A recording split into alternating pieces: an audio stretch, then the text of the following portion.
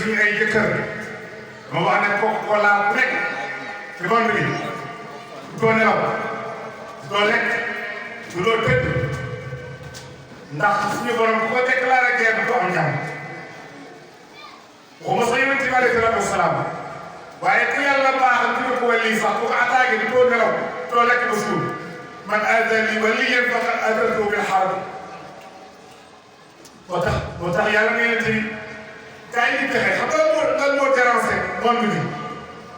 dañu bëgg yilif monde bi mënuñu ko yilif gis benn waay moo xam ne yilif monde bi ci loxoom loolu la ñu bëgg rek fu ñu toll ci monde bi dégg allahu akbar la ilaha illallah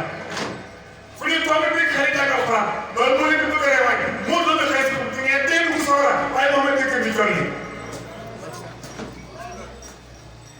foo dem ci monde bi gën yi gën a sori ci monde bi gëmuñu woon tey boo demee tey ña ngay jàng mottu ki ko tàgg yonent bi loolu la moo tax nag islam Macron xaj kon bi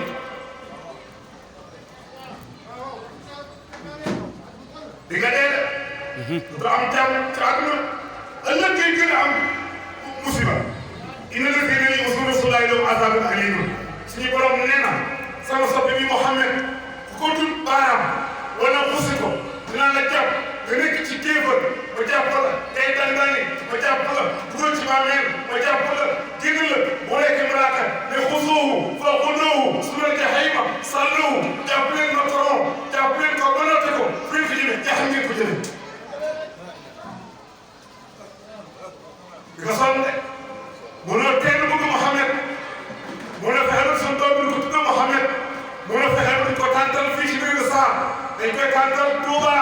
tàntal ko Tiwaawan tàntal ko Thiénaba Ndiassane Kër Baye laay dañuy tànt nan lay day loolu musulaay teelee Macron ba dee def sawar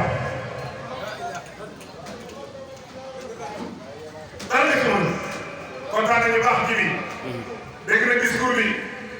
lii lay soxla woon ci yow lii lay soxla ci doomu soxla bu nekk boo jàngee sa kër sëñ xel da ngay ñëw nga teew ba ne nga xam ndàngal ma Info TV Bambey TV ak ñi dégg yëpp kontaan nañ ci jotaay bi